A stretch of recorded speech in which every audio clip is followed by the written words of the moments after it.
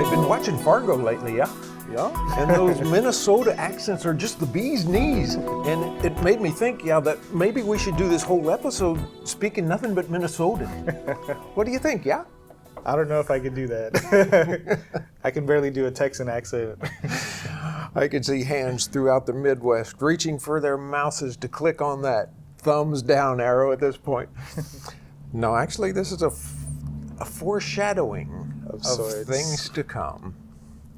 And I'll just leave it at that. If you're a Synth Wizards watcher, one of these days, a Midwestern synth watcher is going to go, oh, you know that bit where they referenced Fargo? This is why. All right, welcome to welcome to Talking Synths, episode 25. I'm Lauren Malvo. Carlos Morales. Actually, I'm Sam Mims. Lauren Malvo was Billy Bob Thornton. Oh, really? And I don't know why he hadn't called yet to be on this show, but Billy Bob, you know the number, right? One of these days we're going to get him on this show, and that'll be fun. All right, so let's see, the regular business. Patreon. Every other episode of this podcast is on Patreon, and so you guys that aren't Patreon sponsors are only getting half the story. And so if you sign up at Patreon, patreon.com/synthwizards, for $3 a month of support, you can get every other episode. You can get every episode of Talking Synths, plus lots more.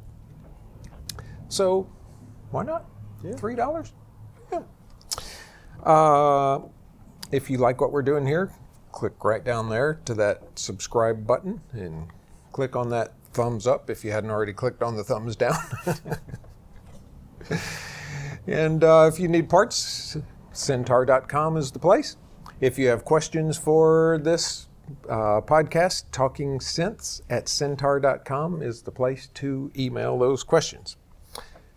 And today's topic, we're going to talk about controllers of all ilk.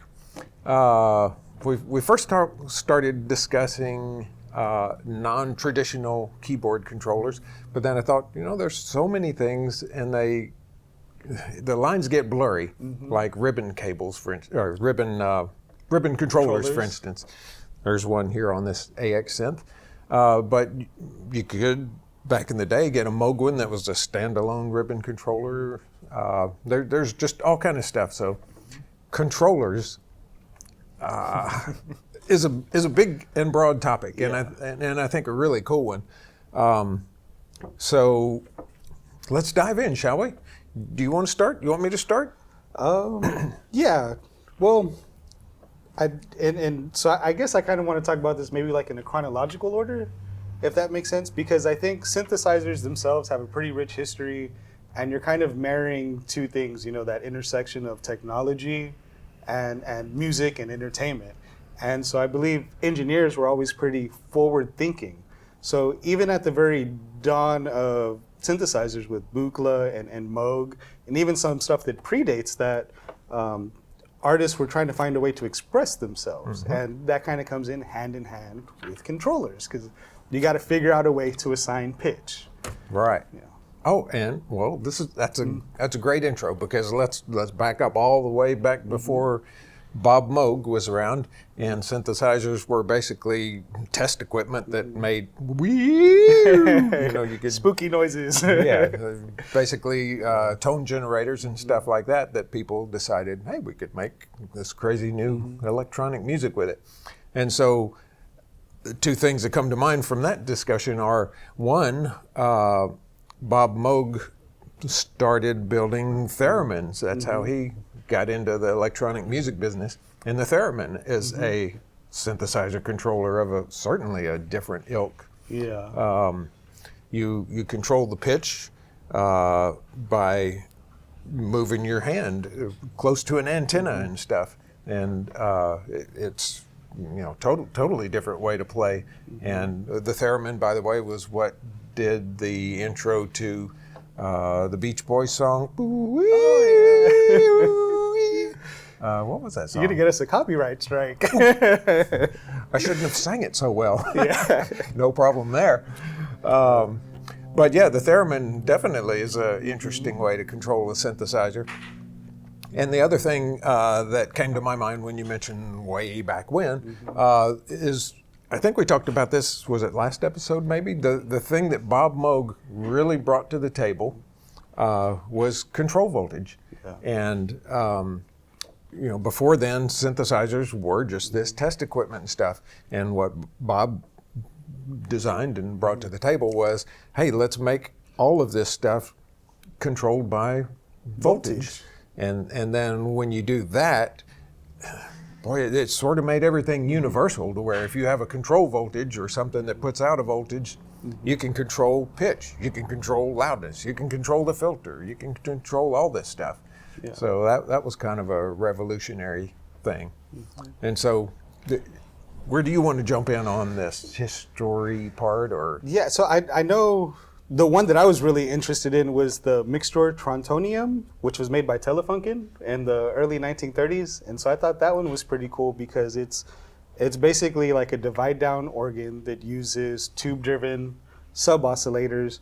But to play it, it's a plate. It's a metal plate with a resistive wire that spans the length of the plate, and you press down on the wire to control the voltage. And then that got me thinking, well, where does Andis Martineau fall in that? That one was on my list. Yeah. And the Andis Martineau is big resurgence right now because of one person, the keyboardist from Radiohead.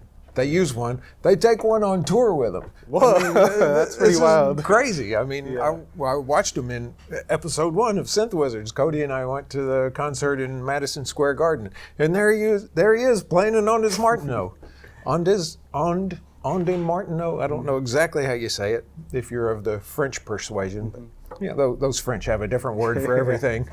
But it's a really cool instrument, and it's got regular keys like this, but you also have a ring that you wear when you play it, and that ring slips on your finger, and it's got strings going to in each direction, and they work a little pulley system or something, and you don't have to play the keys. You can just move this thing around, and that controls the pitch. And it's really cool, and the people that can play it well do some amazing stuff on it. But yeah, they were made in what, the 30s or something? Yeah, definitely very early on in the game. Yeah. Do we have a parts page for that on Syntaur.com? You should look into that. You can pull up the service manual. We have the little washer that you slip over your finger. And no, but that was a cool instrument and a totally new way to play stuff. Yeah.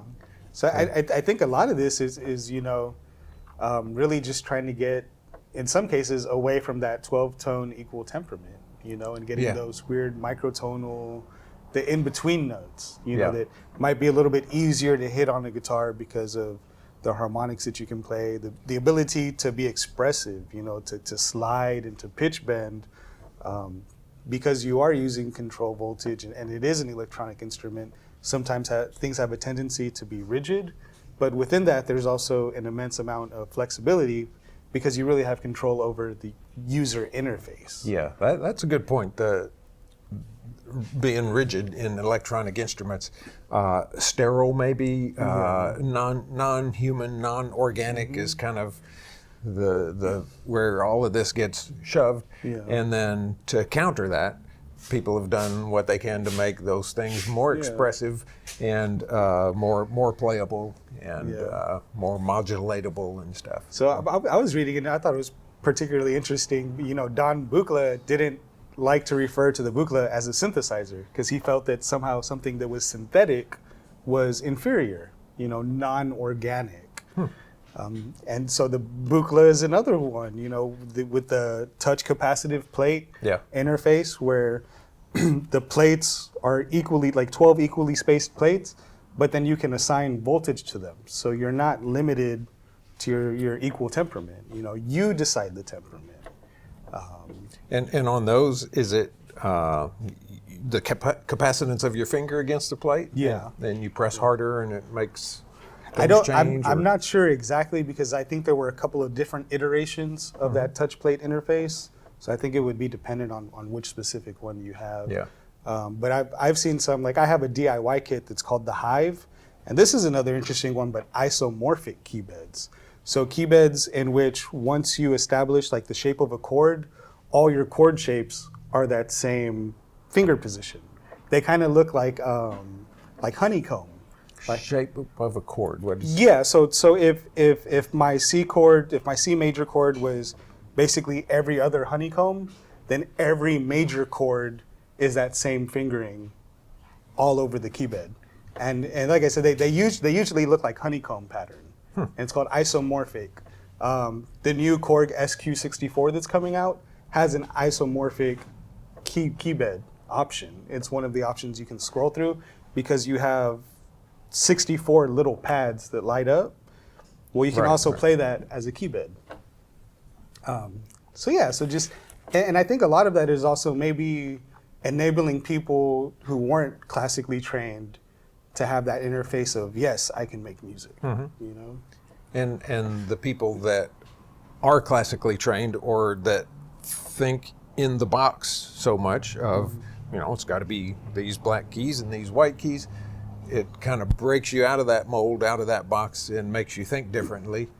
Kind of like I picked up a guitar at one point and tried to learn some of it, and it just changes the way you think about composing and changes the way you make music because you're not used to thinking that way. So I can see that as a big advantage to them. And that reminds me of an interview that I saw with Victor Rudin where he talked about, you know, learning new techniques on the bass, and he was like, why would I give this bass to another bass player to teach me? They're just gonna show me the things that I already know. He was like, you know, I'm more interested in, you know, let me give my bass to a golf player or someone who plays jiu-jitsu and see how they interpret this instrument. Oh, and it was, I thought you were going to say how they play golf with it. Well, and it was really, because when he brought up the jiu-jitsu, then he starts talking about palm strikes. And he started doing these really cool slides on the neck using a palm strike and going, you know, he'd play a riff and then play up the neck. I was like, whoa, that's a really unique way to think of it. He is a monstrous player. Yes. We did a gig once where he was there, and where they performed before we performed, and man, it was jaw-dropping watching him. Yeah, he was opening up for John Coltrane when he was like 12, you know, going on tour. So there's a really cool little, it should be on YouTube, but it's a battle between him and his brother, and his brother's playing guitar and he's playing bass. Yeah. And they're just I bet that's fierce. Going lick for lick, and it's like, whoa. I remember seeing that in like middle school and being like, I want to play bass, you know, and then picking up a bass and being like, I can't do any of that. Yeah. Well, let's talk about some other controllers. Here's one. It's a breath controller from Yamaha, and these were real popular back in the 80s when the DX7 came out and stuff. And you basically hold that in your mouth, and it plugs in the back of your DX7, and just adds such an enormous amount of expression to it. I think Stevie Wonder used one doing his like DX7 harmonica sounds and stuff. That almost reminds me of the Lyricon.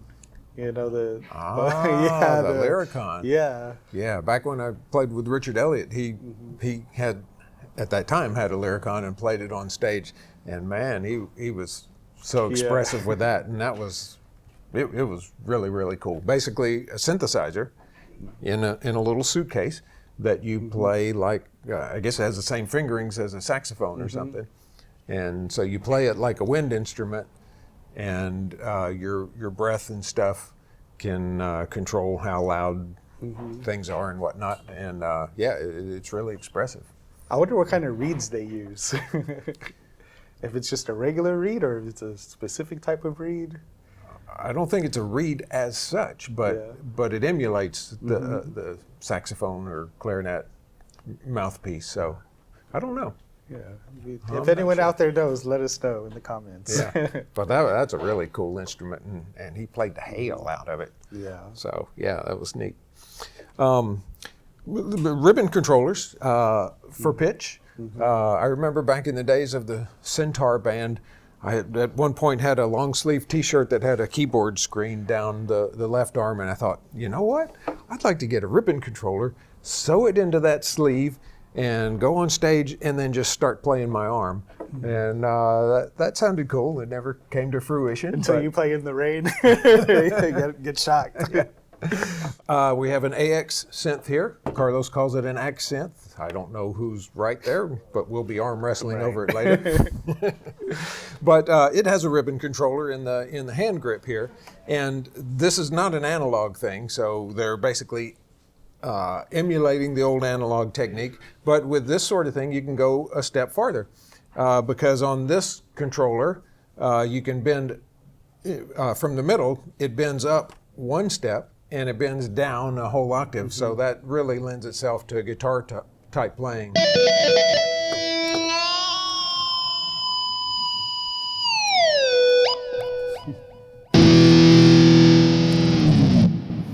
You can do the whammy bar drop-offs going down, and you can do a pitch bend going up. It's kind of hard for me to demonstrate it holding it on a table like this, but it's really cool, and that adds a neat expressive element. And you also have a bar on this that you can press, and it's modulation kind of. So you can hear it bring in the vibrato. So in the space of one finger or whatever worth right here, you can bring in that vibrato, bend that pitch around, and it's really a nice and effective technique.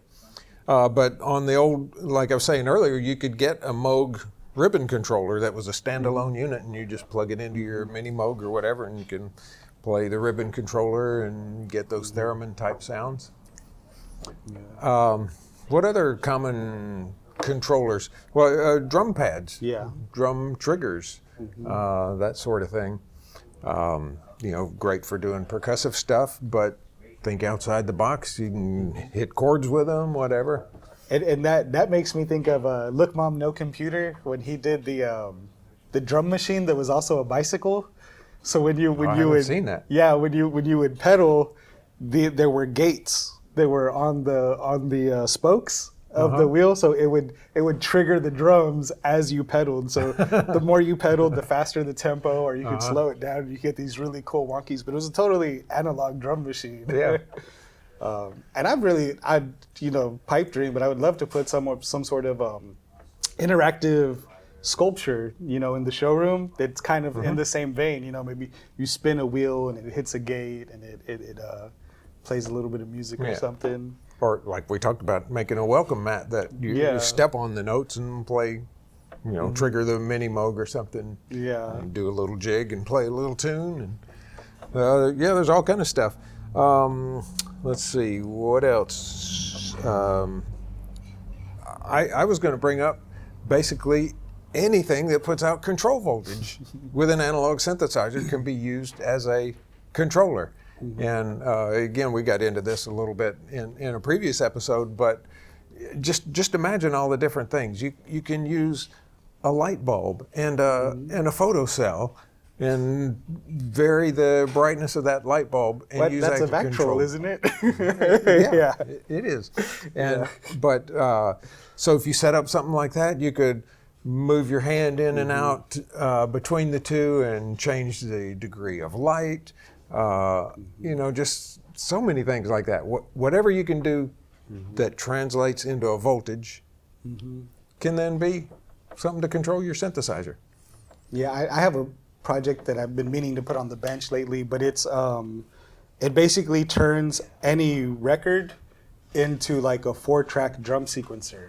So all it is a tone arm that sits out with the magnet, and then you cut out a 7-inch disc and put neodymium magnets on it. So, and you can position wherever you position those as it turns, and it's all ran off of a little Arduino.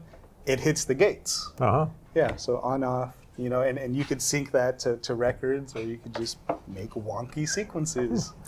And just yesterday afternoon, I was taking apart a MX880 that we got in a pile of parts, an old Multivox knockoff of a Roland SH2000, I think it is. But it had aftertouch, and you could press the keyboard harder, and it actually bent, or not bent, but moved a whole mechanism on a spring, the whole keyboard mechanism. And it turns out that how that was working, I was fascinated by it. This whole mechanism had a tiny magnet on it, just on this arm, and then it sat next to a Hall effect IC that basically works on magnetic flux. And so the closer this magnet gets to it, it changes the, you can set up to change the voltage. So you can do it with magnetism, you can do it with light, you can do it with a rheostat. Microphones, the world is your oyster. So many ways. You could probably build an oyster somehow to control a synthesizer. I've actually seen something that was kind of similar to that. That it was like, once again, talking about interactive art installations, but where it actually kind of looked like TONTO. That when you think about it, where it's kind of all encompassing. And there's lights, and you can touch it, and it. A lot of that stuff is like it's handled in DSP, so that's another really cool thing. Maybe having a few analog sound sources, but then running something like Clouds, where it can do granular synthesis and extrapolate huge amounts of data, but in a musical nature. That's the kind of stuff that interests me. And you see Brian Eno doing a lot of it now, where it's like healing spaces. So he's doing a lot of art installations in nursing homes and in hospitals where the walls are iridescent, they light up, and they're neutral colors or calming colors, but when you press the wall, it plays loops or portions of compositions he's written. Oh man, we got to do that in this joint. Yeah, that's the pipe dream. We got to make an Eno wall. Yeah. Wow. Well, that's cool. Well, lots of things you can do with controllers, and you've sort of touched on something that leads us into the next phase with TONTO. Synth news. Yeah. Why is our synth news always death related? But Malcolm Cecil, the half of TONTO to start with, passed away. Yeah. And Robert Margouleff was the original creator of the TONTO, and then I think this is correct, and then Malcolm came in and became half of it, and in the end bought out Robert's part, and then so it was all Malcolm Cecil's at the end. But TONTO is it's an acronym for the Original New Timbral Orchestra. And it was just a huge, and I mean huge, synthesizer. And it started out being a Moog modular, a large Moog modular system. And then they said, well, let's put on another one of those. So they doubled it. And then they added Oberheim SEMs, and they added ARP 2600? ARP 2600, Surge modular stuff. I don't know what all, but lots all. And I think the concept of it was you play as many notes as you want, but none of them are the same timbral, of the same timbre.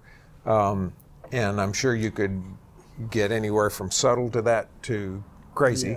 You play this note and it's a cymbal, and then you play the next note and it's a synth brass or something. But it sounds really cool.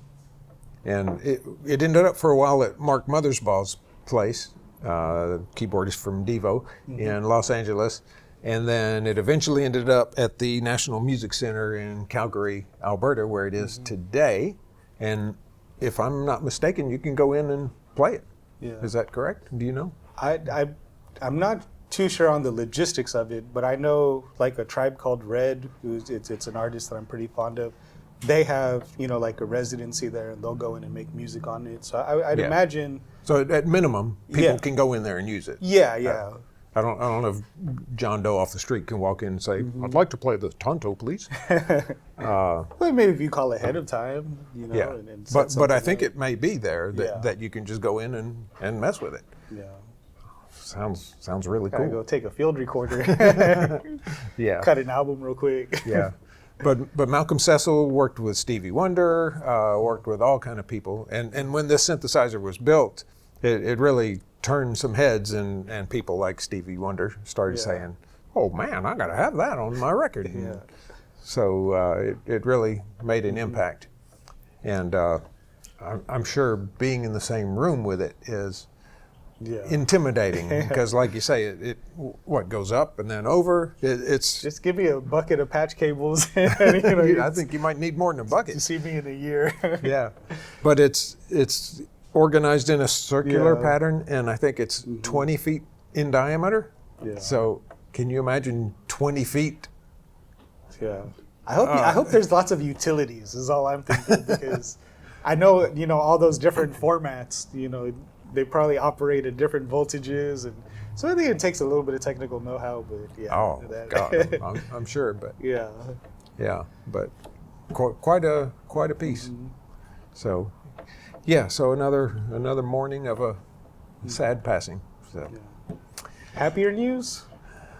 Is there happier news? We got the new Korg MS-20 full size. Yeah, we do. We have one of the first ones out, and the good news is we got two of them. Yeah. The bad news is at least one of those is already sold, and as far as I know, all of them throughout the country have been sold. It's kind of like the ARP 2600 when they came out with that. Very limited edition, and if you don't get yours right away, you don't get yours. Yeah. So, yeah, it's a cool new release, and you went through it, and you like it a lot better than the MS-20 Mini. Noise. Yeah. I have an original MS-20 and an MS-20 Mini, and I like the Mini, but it's pretty noisy, and it's a well-known, documented kind of bug or feature, however you want to look at it. There's a lot of noise bleed through, which I would say is significantly reduced on the full-size version. Yeah. So it's a lot closer to the original. Yes. And looks like the original, and smells like the original, tastes like the original. You haven't tasted it, have you? Anyone want to buy a used breath controller? Neither of us has tried it out, but I'm sure there's a way to sanitize it, right? I would hope so. Just boil it for 5 minutes. Yeah. All right. Well, sad to say about Malcolm Cecil, and hope we've inspired you to be creative in your controlling of synthesizers and your modulating. So with that, we'll say modulated.